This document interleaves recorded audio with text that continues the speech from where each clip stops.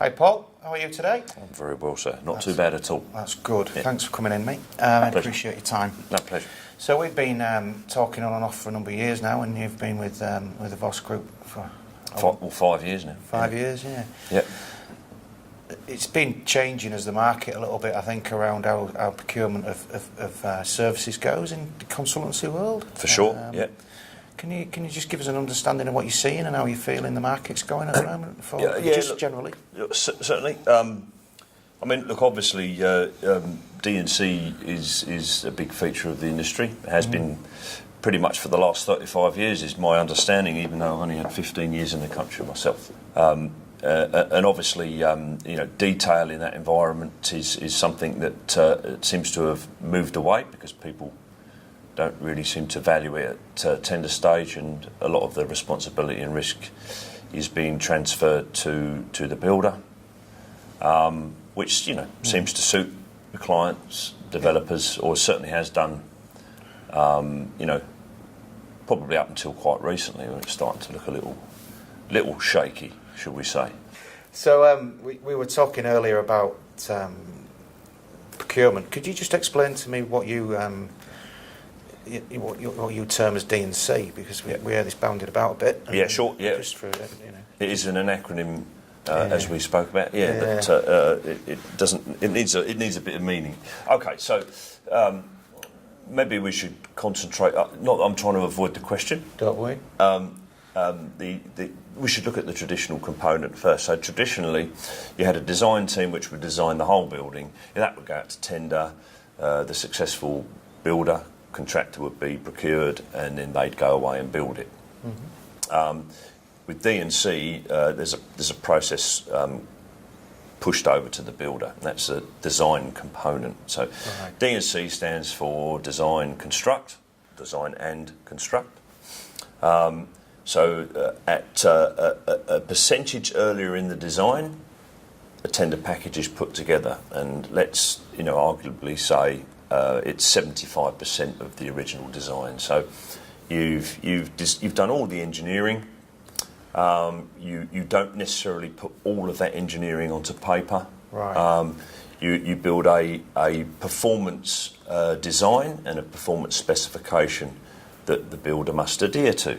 So the theory is that would set the level of quality that's required by the client, and it would give them the broad bones philosophical components that they must base their design on. So the parameters around. Correct. So the design parameters, your the type of equipment that you'd like them to use, right. And of course the contractor can add value to this. Contractors are embedded in solving problems and making things actually work. In design, it's not quite the same. Yes, you're designing something because you want it to work. Right. You're trying to make it work, but there's a lot of difference between design and when it's actually installed. Being built. Yeah. Okay. Yeah. So you've got your traditional manner and you've got the design and construct manner. You get to 75% of your design, you tender that, the builder's procured on that basis, and part of his remit is to finalise that design. Okay. So, in the order of 25%, all the detailing goes to the people who actually install it. Right. Okay. So you could see a benefit from that type of spiel. Whether or not it actually happens or not is a different case. Is that in respect of they don't actually finish that 25%, or they don't maybe go to the point of delivery that you envisaged in the 75% earlier? It only goes so far to actually giving you what. Yeah. No, yes and no. I think in terms of design, they probably do put in the 25%. Right. It's the variation that happens between the end of 75 and that 100%, that 25% that they're delivering, working up, where the variation occurs. Okay. So it's the point at which the contractor can massage the design, right, to get the outcome in their favour. Being blunt. Yeah. Being blunt. And look, I'm not saying that every contractor, necessarily looks at it directly that way. They all want to give, the best return on the project. They want to walk away from the project with as little defects as possible because there's risk in that for them. Yeah. But the realities are that the design will be tailored to maximise their profit. Right. Yeah. And that's where the concerns come about from quality. So the quality issues that we're hearing about in the news at the moment. Many residential buildings are, specifically D&C, yeah. and look, they can be procured on some very, very lean design documentation. The pace of that design may drive that, but developers' costs as well. Obviously, they prefer to put the money into the construction and absorb the design into that. Okay. And as I say, risk. The developer wants to place the risk on the builder to deliver the building, complete, and for a guaranteed maximum price. And then they're trying to make as much money as they can. Yeah. So, and it's as quick as possible to get off the site.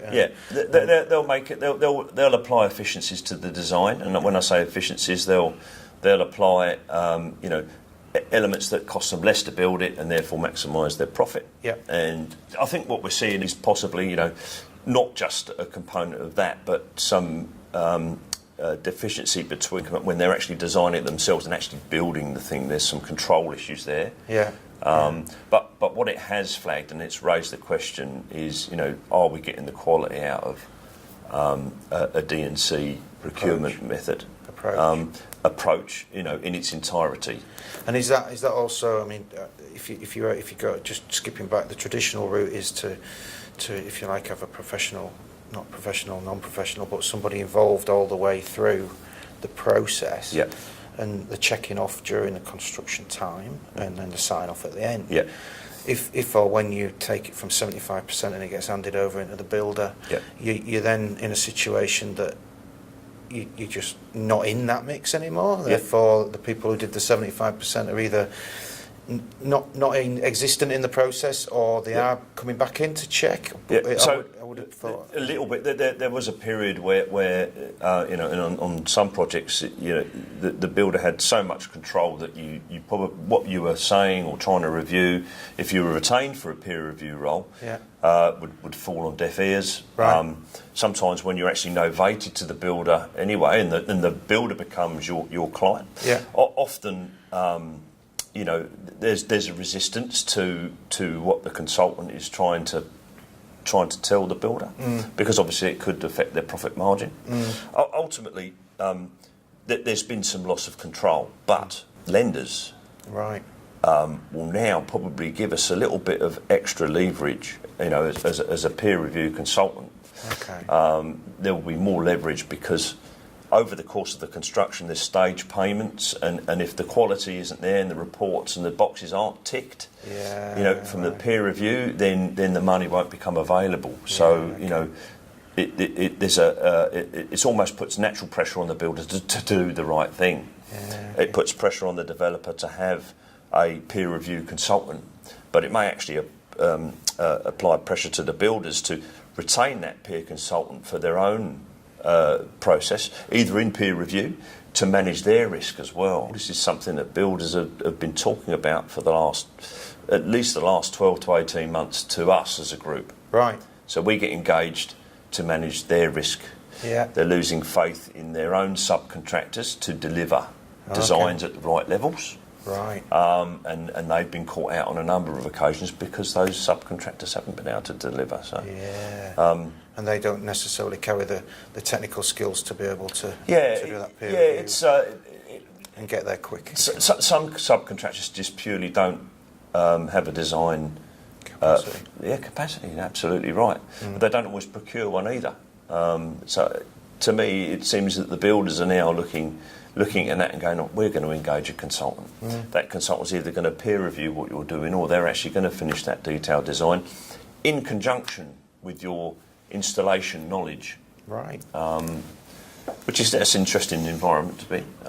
Yeah. A lot of good experience comes. So you're seeing a change. Yeah, definitely. You're seeing that the builders are considering what's happening. They're recognising their own risk, and they're looking to others to help, which is great. Yeah, and the power is shifting. The power is shifting back to the people who are lending the money. I'm not giving you the money unless the thing is right, and so there does seem to be a bit of a switch in that direction. Yeah. Interesting times.